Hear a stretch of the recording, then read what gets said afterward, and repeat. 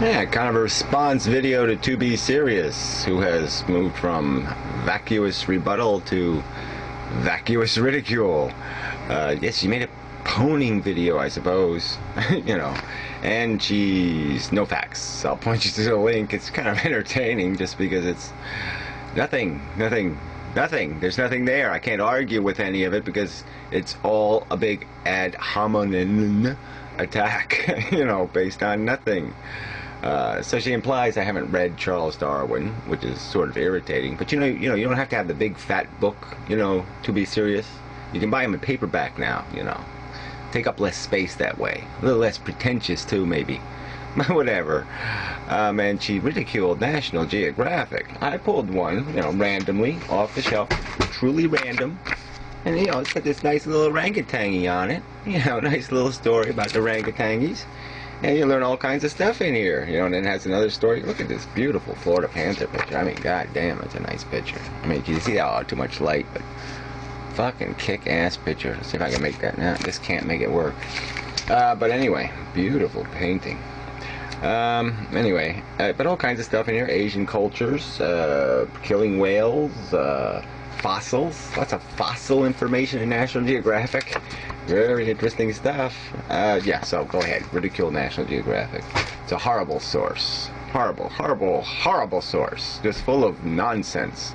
I mean, if anything, they're leaning towards the phantasmagorical side. I mean, I certainly didn't read the bacteria with brain part in there. But it's a good source of information. Valid source, anyway. Legitimate source of many. I personally like these. Let's see, can I have one here? Yeah, there's one. Oh, fell on the floor. This nice little old, it's really old, not even titled kind of thing, But just a field guide to amphibians, and it tells you all about how they're built, and then it's got all these great pictures inside of it, and, obviously I stole it from the library. But anyway, maps, where they live, but, really, photographies of all the little amphibians, very nice. But anyway, you learn a lot. All right. Well, anyway, whatever. I don't have to credentialize myself. All right. Make an argument. I mean, if I'm so uncredentialed, if I'm such a fool, and I'm talking so much out of my ass, well, then you should be able to defeat my arguments pretty easily. I mean, you shouldn't have to resort to vacant ridicule. You should actually have some kind of argument inside the ridicule.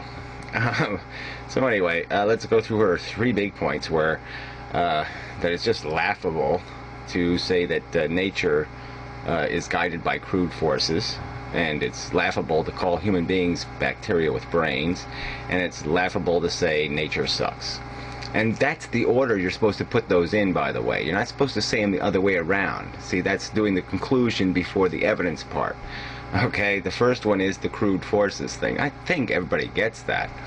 I mean, really. I mean, nature is chemistry. Nature is physics. Nature is biology. Okay? There's nothing really sophisticated in there. I mean, it's complex, the complex chemistry, once you start making very complex molecules and the arrangements inside of little organisms that do things, it's billions of years of creation. And so certainly there's some complexity in some sophistication in how it's played itself out, but the underlying forces are really simple. I mean, they're physical forces, chemistry. Anyway, and then the bacteria with brains thing. Well, I mean, it's just a simple conclusion. I mean, let's look at what we are. Let's look at where we came from. Let's look what we were 10,000 years ago. And what are we functioning to do? What are we based on? And we're based on a device, a machine that was invented by nature billions of years ago, that consumes and reproduces. And that's what it does. It doesn't do anything else. It consumes and reproduces. It doesn't have any other mission. First of all, that's our Adam and our Eve. Okay, no mission besides that. Consume and reproduce. Period. And that blueprint is still inside of us. We're still playing the same DNA molecule. It's added more features. We have electric windows now. We have cruise control. Digital speedometer. I mean, we have some new, big hi-fi sound system, carpeting. You know, we have lots of new features, but that's all they are. They're features. It's still the same car, okay? And still intending to do the same thing, which is consume and reproduce.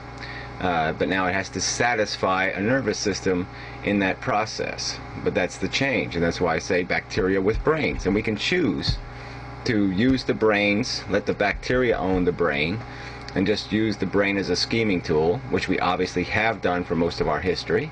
It's not hard to see it in there. Just scheming little beasties, you know, just maniacally looking out for their own interest. It's quite obvious. We can see it now. We can see it now in the world today.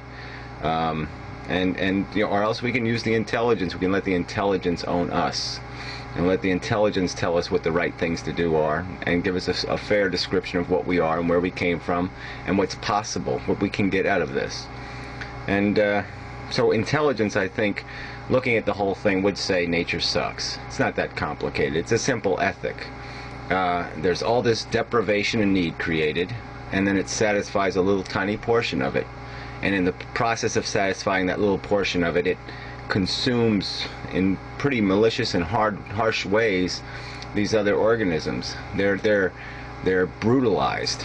Their sensibilities are eaten alive. They are the horror is not only unimaginable on an individual scale, as a collective amount of horror that has taken place, it is just, there's no way to incorporate into our intellect. We can't even, there's no way we can even put it on the scales. The mass is so huge. And so certainly it sucks. It's a shitty design. An idiot, only an idiot would validate it. You know, and what's your argument? How would you expect anything else? How could nature do anything else but suck, likely, in all likelihood? I mean, it doesn't have a God running it. It doesn't have an intelligence running it. So how could we expect anything like close to perfection? Not what crude forces create. They don't create perfection. So, you know, fail. I mean, you didn't come close. Will you hit me with some kind of real argument? Alright, so let's move on to virtual reality, which again is just a big joke to you. Look, we see human psychology. We see it right now with movies and video games. That people get lost in them. They find it a fantastic escape. How much of our human population is on some kind of psychiatric drug? Something to fuck up their brains so they can tolerate getting through their existence. And then how many people are you know, bailing out to recreational drugs? I mean, there's no argument to be made here that human beings really don't like the mediocrity they're living in. And then if we look at the scale, I mean, just the gross scale of 6.5 billion people on this earth, and the fact that half of them are living in shit, and that's where they're going to stay, because we don't have the resources to give them anything else, to provide them with anything else. The resources don't exist. All right, we live in a world where there's going to be winners and losers, and that's part of the suck of this system. And so the promise of virtual reality is, first, that there doesn't have to be winners and losers. Everybody gets to be king. Everybody gets to be queen. Everybody's got a clean suit and a clean dress, and they can all go ballroom dancing, and you don't need 7,000 slaves to dust the room and light the candles and do all the rest of this stuff. We can all indulge ourselves in opulence, in beauty, perfection, okay? And we don't have to have all the blood and guts it requires to build that in the real world. You know, we can't do it in the real world for free.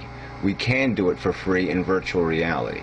And then you just add the bonus of being able to do things that are structurally and physically impossible in this world, like growing wings and flying.